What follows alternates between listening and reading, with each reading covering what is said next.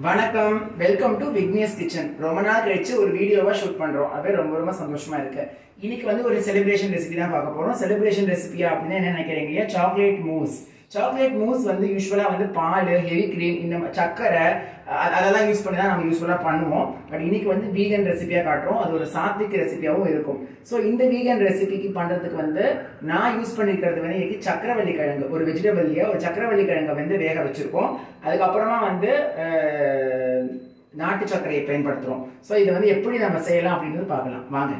இப்போ வந்து இதுக்கு வந்து ஒரு மிக்ஸி ஜார் எடுத்துக்கணும். கொஞ்சம் க்ளோஸ்அப்ல வாங்கம்மா. இதுக்கு வந்து மிக்ஸி ஜார் எடுத்துக்கணும். இந்த மிக்ஸி ஜாரில் வந்து நான் என்னென்ன சேர்க்க போகிறோம் நம்ம பார்த்துடலாம். டேட்ஸ் வந்து ஒரு 15 டேட்ஸ் எடுத்து நான் ஊற வச்சிருக்கேன். ஸோ இந்த டேட்ஸ் நான் வந்து இந்த தண்ணியோட அப்படியே சேர்த்துக்கிறேன். ஓகே, ஸோ இந்த டேட்ஸ் நம்ம சேர்த்துட்டாச்சு. அதுக்கு அடுத்தது வந்து பார்த்தீங்கன்னா நம்ம நாட்டு சக்கரை சேர்க்க போகிறோம். நாட்டு சக்கரை வந்து ஒவ்வொருத்தரோட டேஸ்ட்டுக்கு தகுந்த மாதிரி கூட்டி அது குறைச்சி சேர்த்துக்கலாம். இன்னைக்கு நான் வந்து போட்டுட்ட ஒரு 1/4 கிலோ சக்கரவள்ளி கிழங்குக்கு 2 டேபிள் ஸ்பூன் சேர்த்துக்கிறேன் நான். நீங்கள் வந்து ஸ்வீட்னஸ் எப்படி வேணுமோ அதுக்கு தகுந்த மாதிரி கூட்டி அல்லது குறைச்சி சேர்த்துக்கோங்க. அடுத்தது வந்து பார்த்தீங்கன்னா cocoa powder. It's very important ingredient. இது வந்து அன்ஸ்வீட்டன் கொக்கோ பவுடர் தான் நம்ம யூஸ் பண்ணணும். அன்ஸ்வீட்டன் கொக்கோ பவுடர் வந்து நான் பார்த்தீங்கன்னா ஒரு 3 டேபிள் ஸ்பூன் சேர்த்துக்கிறேன். 1 2 and 3 கரெக்டாக தான் இருக்கும். ஸோ நம்ம சேர்த்துட்டுலாம் 3 டேபிள் ஸ்பூன் சேர்த்துட்டுலாம். அடுத்தது வந்து பார்த்தீங்கன்னா சக்கரவள்ளி கிழங்கு. இந்த சக்கரவள்ளி கிழங்கு வந்து பார்த்தீங்கன்னா நல்லா வந்து வாஷ் பண்ணிட்டு குக்கர்லையோ இல்லை நீங்கள் தனியாக பாயில் பண்ணாலும் நல்லா வந்து மையா வேக வச்சுட்டு ஒரு ஃபோர்க்கை வச்சு மசிச்சிங்கன்னா நல்லா மசிச்சு வந்துடும். இது நான் வந்து பார்த்தீங்கன்னா 250 கிராம்ஸ் எடுத்து வச்சுருக்கேன். இதை நம்ம அப்படியே சேர்த்துக்கலாம். எவ்வளோ அழகாக இருக்குது பார்த்தீங்களா? இதை நம்ம அப்படியே இதை சேர்த்துக்கலாம். நெக்ஸ்ட்டு வந்து பார்த்தீங்கன்னா தேங்காய் பால். தேங்காய் பால் வந்து நான் வந்து 1/2 மூடி தேங்காய் வந்து பால் எடுத்து வச்சுருக்கேன். அதையும் நம்ம சேர்த்துடலாம்.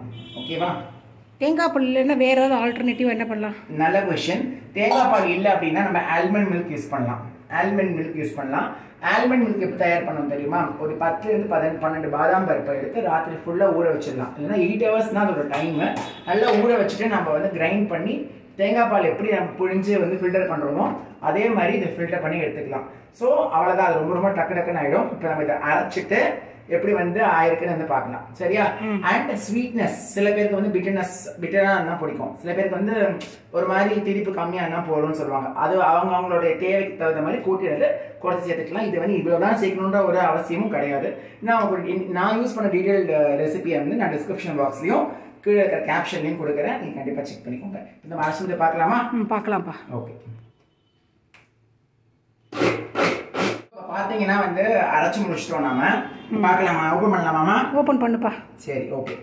பாருங்க, சூப்பரான ஸ்மூதி ரெடி ஆயிடுது. ஆனால் மையா அரைச்சி ஸ்மூதியோ மூஸோ என்ன நம்ம சொல்லலாம். அது பேரு. Okay okay. இதை நம்ம வந்து இப்போ என்ன பண்ண போறோம்னா வடிகட்ட போறோம்.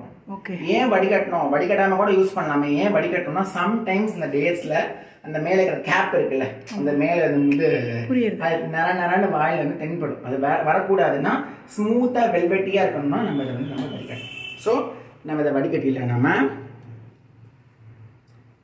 இந்த மாதிரி ஒரு சூப் ஸ்ட்ரெயினர் எடுத்துக்கோங்க. எடுத்துட்டு அப்புறம் நம்ம இப்படி வச்சு தூக்கி இந்த மாதிரி ஒரு கரண்டியால் அப்படி நம்ம வச்சு வடிகட்டிட்டோம்னு வச்சுக்கோங்க.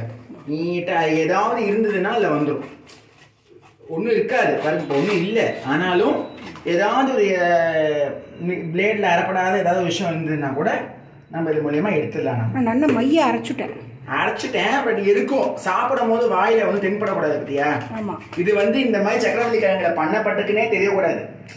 அதனால சக்கரவள்ளி கிழங்கு சம்டைம்ஸ் என்ன ரொம்ப முத்த சக்கரவள்ளி கிழங்கு நடுவில் ஒரு நாறு மாதிரி இருக்கும், நரம்பு மாதிரி இருக்கும். அந்த நரம்பு வந்து வாயில வந்து பற்றக்கூடாது. அது ரொம்ப டிஸ்டர்பிங்கா இருக்கும்.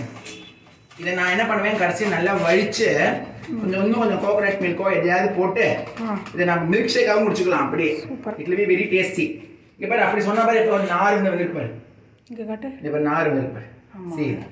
இது சீவுக்குள்ள போகாத விஷயம் நார்.